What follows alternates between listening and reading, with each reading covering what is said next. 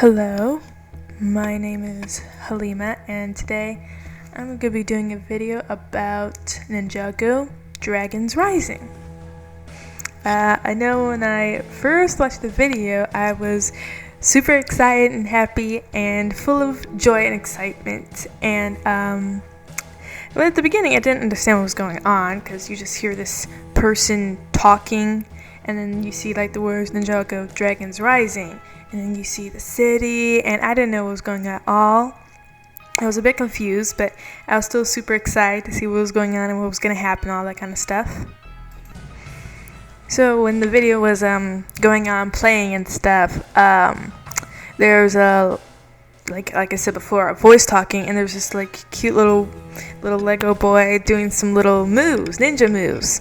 And the narrator was saying how he used to practice ninja moves when he was young and doing fire skills, and how he always wanted to be a ninja and go adventures. So I put two together.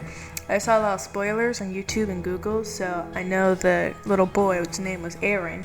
So I found out that the one narrating, that was older him narrating about what happened in the past. So he was just talking about how he always wanted to be on amazing adventures to become ninja and go to all those legendary realms and stuff. And later you see him finish doing his little ninja moves and his parents clapping and cheering. Now I didn't think they were going to show his parents, because that's how some shows do, where the parents because like I said, I saw a lot of spoilers on YouTube, so I found out that his parents were taken away from him. So I didn't think they were going to show him at the beginning, because that's how some shows do. But they did. So I saw his parents clapping and being proud of him for his amazing ninja moves. And later, the sky started changing like purplish pink, maybe just pink? I don't know. But the sky started changing color, and there's a lot of like holes in the sky in different kind of realms. And that's when he found out that all these legendary realms are actually real.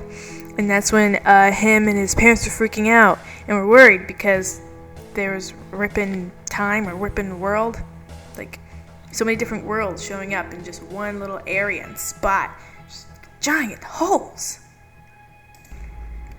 He said after when the merge was happening, he knew that's when he was going to lose everyone that he cared about.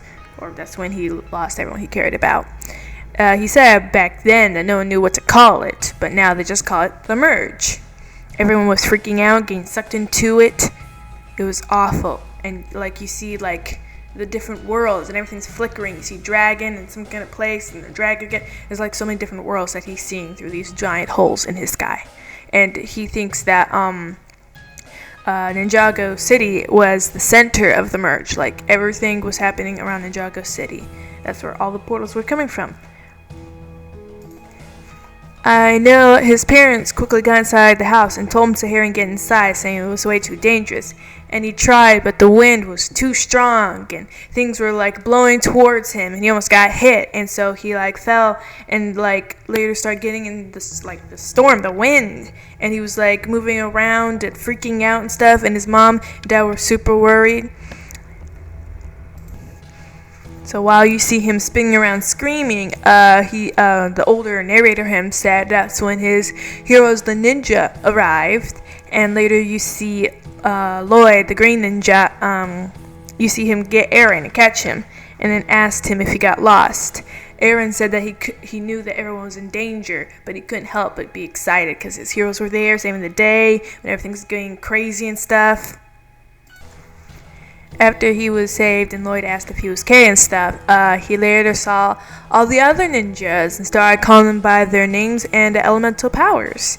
And he saw each one saving people from the giant windstorm thing.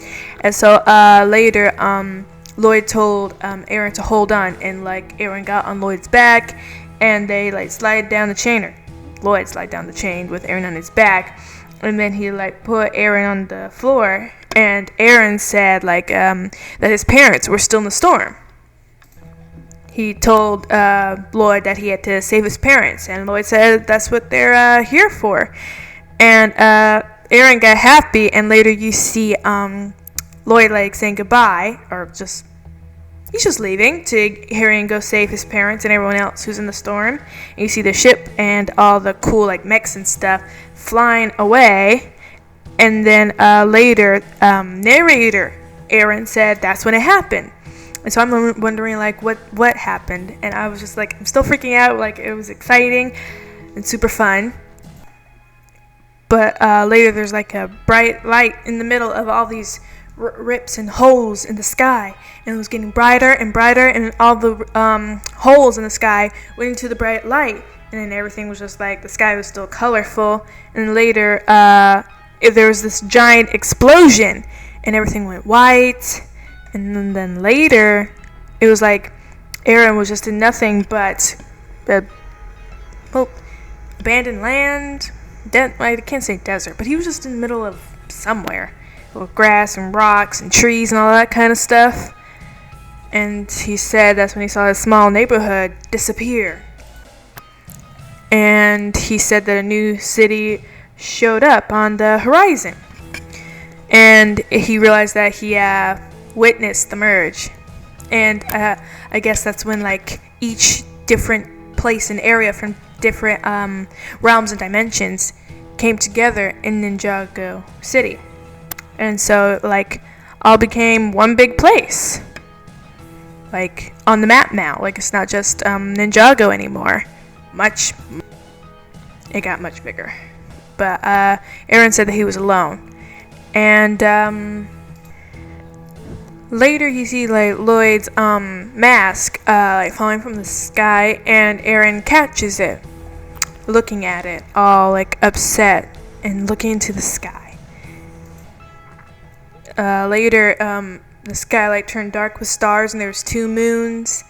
And then you see Aaron in a junk heap, and he's like talking again, still narrating, but this time it's like present him. You see present him. Well, you can't see present him while he's narrating.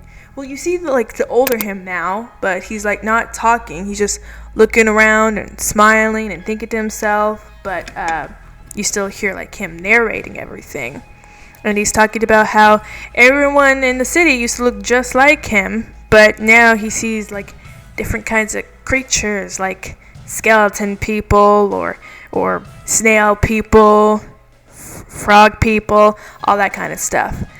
And how he has to sell or get things or hang out with them or wave and say hi and see them on the streets and live with them, really. And he just thinks it's kind of weird, but he's gotten used to it.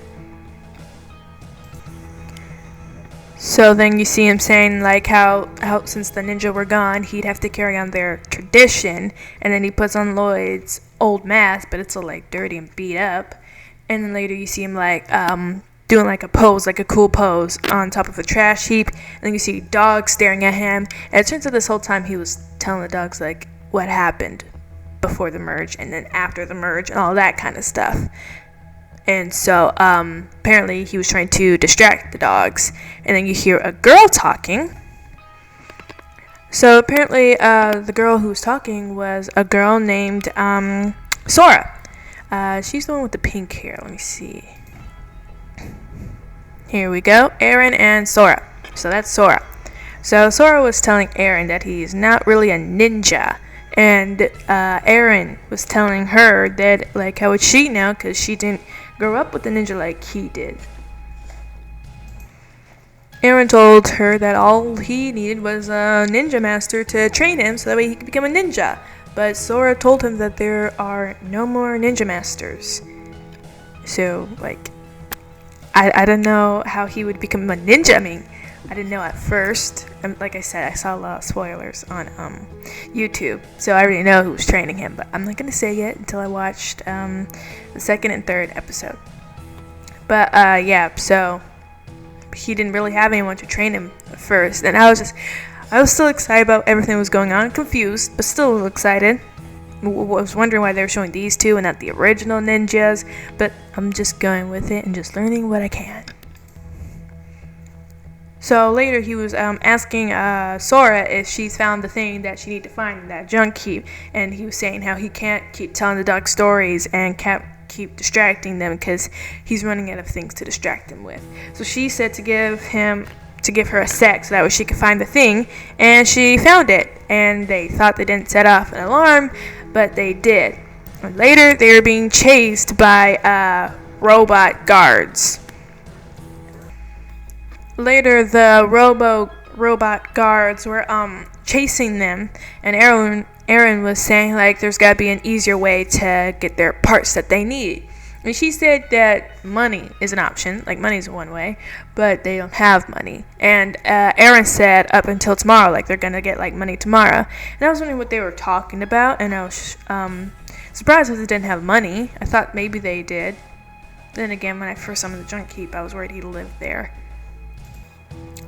So they were still running and was about to escape, and then you see the robot guards blocking like the exit, and then they like shot them with the lasers, and then Aaron was like ninja because he was like about to do the spinjitzu where they spin circles, or at least it's like a tornado. Anyways, so he was about to do the spinjitzu and said ninja, and then Sora was all like, "You're not a ninja," and then he was all like, "Wannabe ninja," and she like rolled her eyes, and then he started like spinning and doing his like very weird looking spinjitzu. Using his weird spinjitzu, he was able to hit a few bots, and then he kind of had a rough landing. Well, when he was trying to look cool, and then Sora said that if Eric could distract them, if he could like distract them for her, and he said that he doesn't think they might want to listen to his merge story, so she was just telling him to think of something else to distract them, and so he decided to just use his grappling hook and kick them in the face, so that way they could start aiming at him. Later, Sora went to one of the robots and started hacking them, and she can hack like really fast. When she was done, the robot started dancing. It was like super weird and crazy. And later they ran away. So they left, like I said. They left, and they went back to their little merge home with multiple cities. I don't know what, like merge city. They went back to their merge city. Just walking around, saying hi to everyone. Almost got hit by a car, so Aaron had to hurry and save them. And so Aaron was talking about how he can't stop thinking about how amazing a place called Imperium looks, and he thinks it's so perfect. But Sora says don't believe everything you hear about Imperium, and she says that she's from there. And I was shocked that she was from Imperium. Technically, I didn't know where she was from, actually. I thought she was actually from Ninjago City, really, just like Aaron.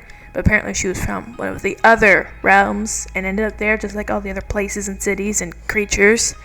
And so I was kind of confused and upset that it didn't show her backstory, and I know it's going to take forever for them to show her backstory, if they're even going to show that. And I want to know what's wrong with Imperium City. I'm wondering if she's got some dark secrets. I'm sort of thinking if she's royalty, because that's sometimes how things go, where someone doesn't want to go back to their city or home because either they're royalty or because something bad happened, like their rejects went to jail, they escaped, something like that. Although she doesn't seem like the type to go to jail. You never know. I don't know. So I'm mainly leaning towards maybe that she's royalty or something. I'm just guessing. This is my opinion, so I don't really know unless I see more of the episodes. I don't know if it'll be in season 1 or season 2.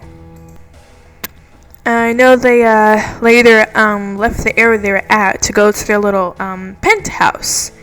And apparently in their penthouse they had a little garage, and there was this weird giant machine thing. I didn't know what it was. It didn't look all that cool, and apparently that's the reason they were still in the parts to make whatever it was supposed to be.